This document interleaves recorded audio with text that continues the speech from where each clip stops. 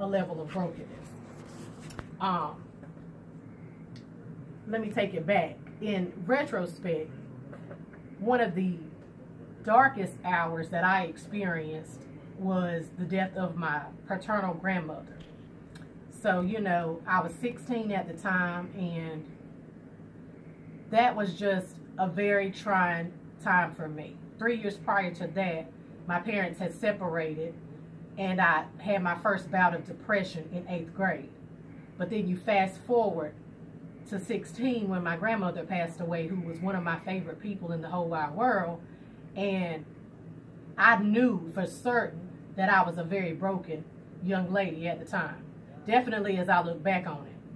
I was also seeing a counselor at the time because due to my parents' separation, I began seeing somebody.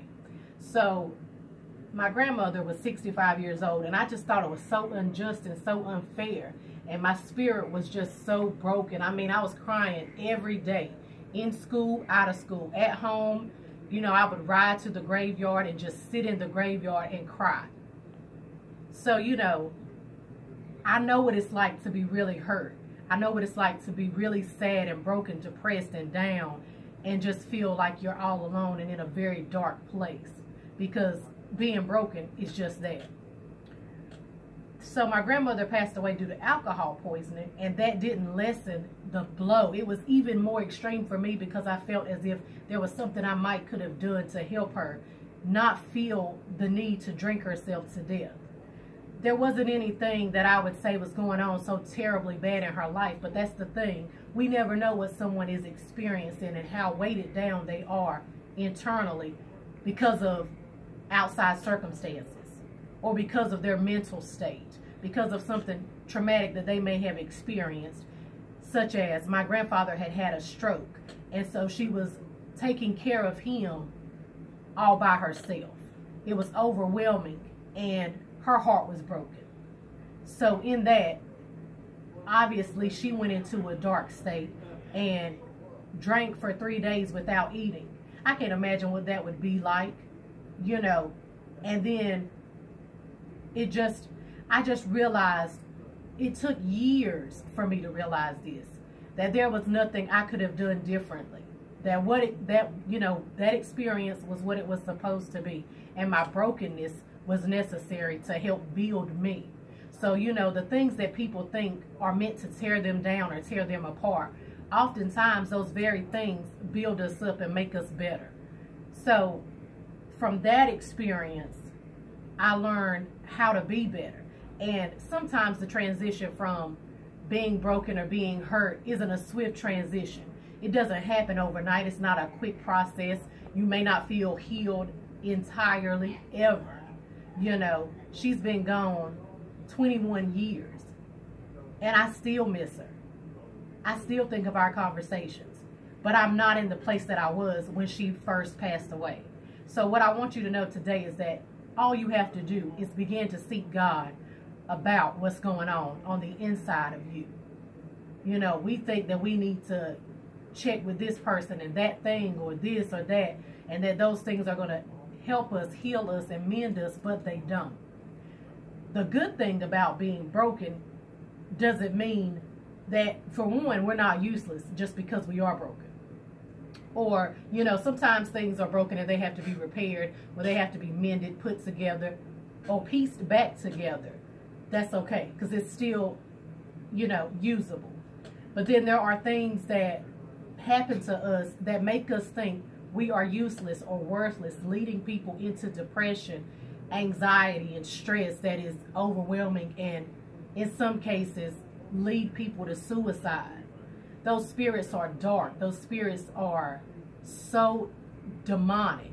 And you know, I want us to understand that because we don't necessarily know what flows through the mind of the person sitting next to us or the people across the street, that we need to spend more time praying and less time judging. You don't understand what somebody is experiencing unless that's been your experience as well.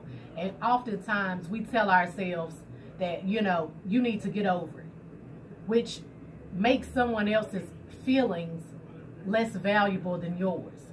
But how do you reach that? You know, how did you get to that place to think what they feel is less than what you feel, and you're more important than them.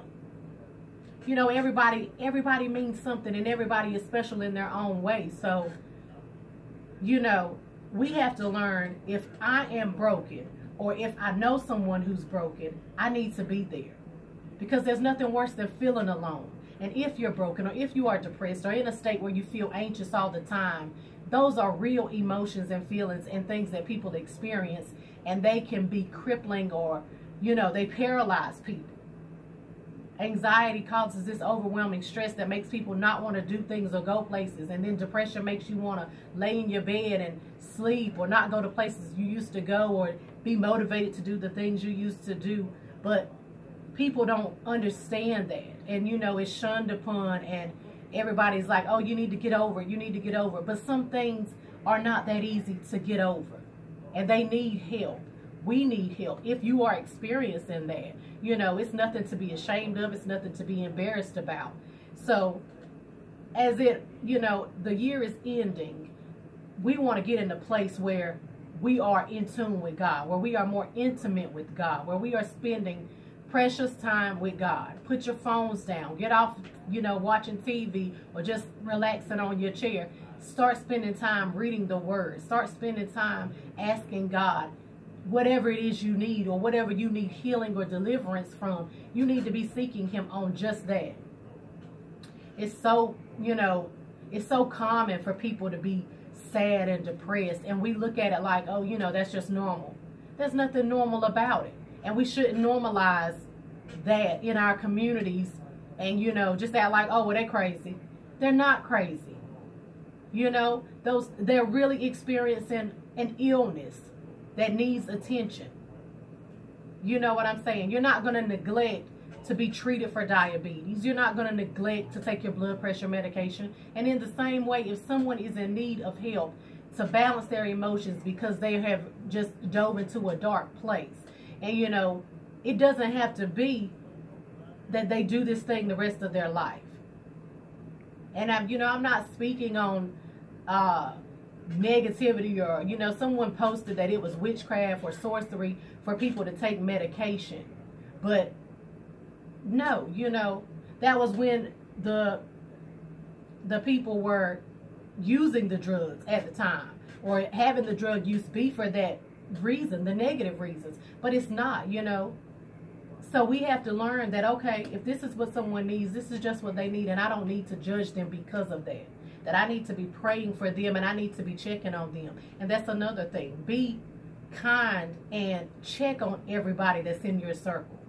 Because sometimes you just assume somebody looks great, and their children are well put together, and they look good when they go to work, and they actually do go to work, and everything is A-okay with them. But sometimes it's dark on the inside.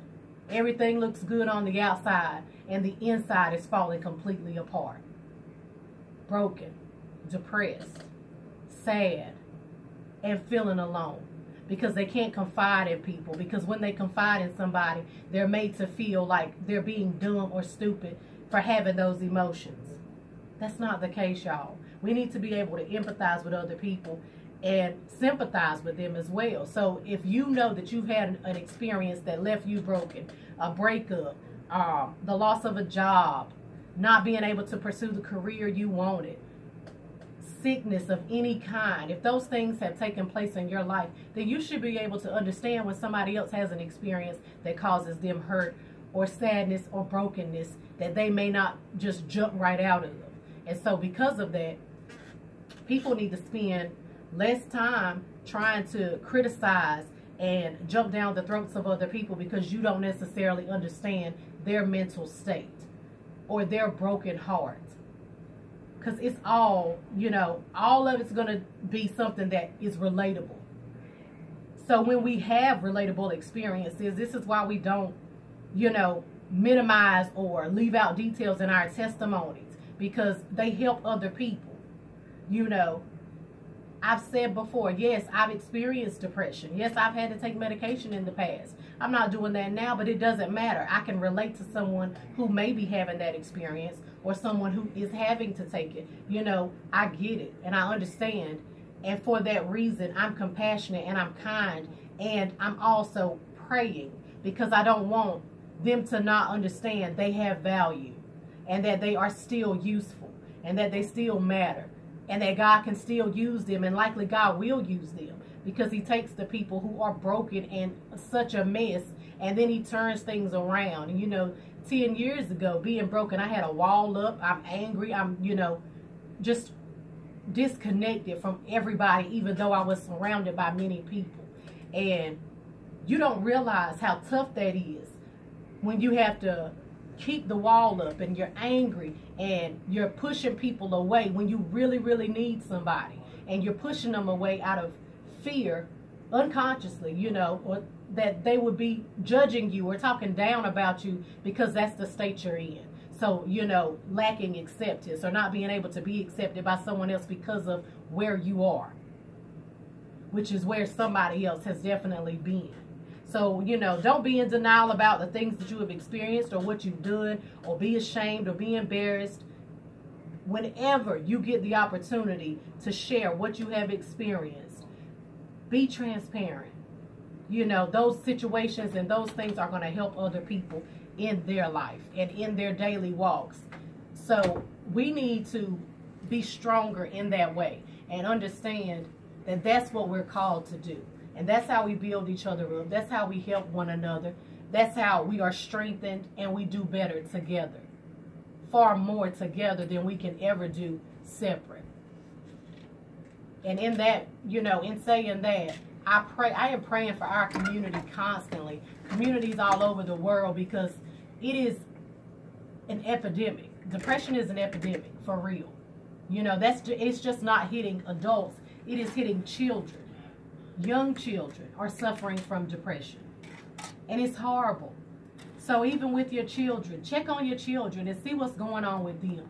Spend time communicating and conversing with them and trying to understand what they have going on. Don't be so quick to say when they are talking about their day at school, that's not a big deal. Why do you care what they say? It's not about that. How did that make you feel? And why do you feel that way? Because it's not as if when a child takes their life, their parents felt that that child would get to that place.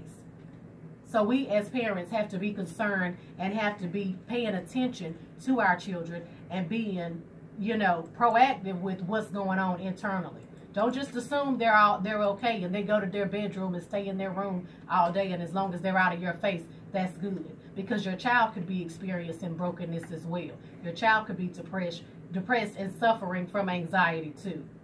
So, let's start calling them out of the rooms and let's spend time conversing with them, getting to know what's going on internally, because school is tough. The peer pressure, it's tough. We need to be present and not absent. So, I love you guys. That's what it is. Spend more time being present, okay? I hope you all have a blessed week.